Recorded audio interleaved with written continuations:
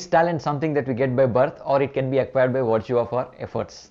In this video, we'll talk about few studies that are done on impact of intelligence on achievements. How talent is developed, how much effort one must put. Is talent the only thing required? How is effort linked to talent and success? Why people don't get results even after putting a lot of efforts?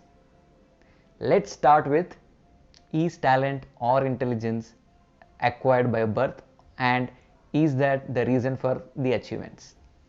Some people have the misconception that people are born with talent and few are not born with talent. And people who become successful are the ones who are born with talent.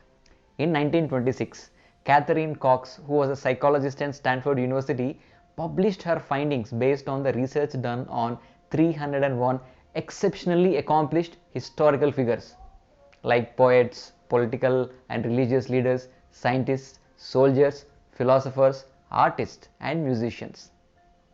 Her goal was to determine how smart these individuals were relative to each other and rest of the humanity. The summary of this study was published as a book of more than 800 pages. She arranged all of them from least to most intelligent. The very smartest had an estimated childhood IQ of 190 and the least intelligent had 100. Isaac Newton ranked squarely in the middle with an IQ of 130. The average IQ of the first 10 was 146, whereas the IQ of the last 10 was 143. In other words, the relationship between intelligence and achievement was very negligible. Factors such as motivation, determination, and persistence all played significant roles towards their achievement. Second study, Alfred Binet, the inventor of IQ test, quoted in his book Modern Ideas About Children that with practice, training and method we adopt determines how we manage to increase our attention, our memory, our judgment, and literally to become more intelligent than we were ever before. He designed this test to identify children who were not profiting from the Paris public schools so that new education programs could be designed to get them back on track. Without denying individual differences in children's intellects, he believed that education and practice could bring about fundamental changes in intelligence. Otherwise, only one test cannot determine the real intelligence of an individual. So, with these two examples, we can say that people's talent or intelligence is not fixed by birth and it has very less correlation to achievement. Then, what about the child prodigies who are born with exceptional talent or intelligence? According to the author of Mindset, Carol Dweck, child prodigies contribute to only 1 to 2% of overall population. Another 1 to 2% are born with mental ailments, and the remaining majority have more or less the same intelligence. How talent is developed or acquired? According to the author of the book Mastery, Mr. Robert Greene mentions that 10,000 hours of deliberate practice is required to become world class in any field. Which means if anyone practices 4 hours a day for 25 days in a month, it will take 8 years to become world class in your field. Robinson, in his book Peak, talks about the research done on Berlin Music Academy, where they found that the musicians of elite category practiced 10,000 hours and the below average performers practiced about 5,000 hours. We will talk about how to do deliberate practice in the next video. Now, is the talent only thing required? Why do we get so obsessed with the word talent? We hear and use the word talent quite commonly. It is because of how it is associated by few TV shows that use the word talent, like America's Got Talent, Britain's Got Talent, India's Got Talent, etc. In sports and arts, we often hear about people having exceptional talent and hence they achieve exceptionally successful things. When people look at the performance of the champions, we feel mesmerized with their talent, whereas behind every achievement, we don't see the effort that they have put in to reach that level. Let's take a look at few examples. Master Blaster Sachin Tendulkar mentioned in one of the interviews that his routine included 12 hours of practice every day, and during his childhood he used to get so tired that he often fall asleep on his dining table while eating.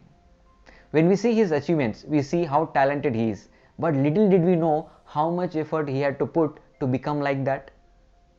Kobe, the famous basketball player, unlike the other NBA players, would go to the gym at 5 a.m. for his rigorous workout, then practice 800 shots before he joined his team at 11 a.m. for regular practice. Michael Phelps, swimmer and most decorated athlete in the world, has 28 Olympic medals, out of which 23 are gold medals. He practiced 6 hours every day without a break, even for a single day. He would practice even on Sundays, festivals, and including his birthdays. Mozart is considered the most talented musician. By the time he was 17 years old, he started performing in front of the royals. And by 21 years old, he created his original masterpiece.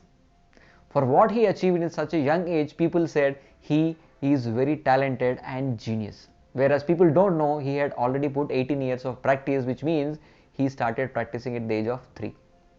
Lot of coaches who have studied the careers of a lot of successful players claim that talent in itself will not make people become successful.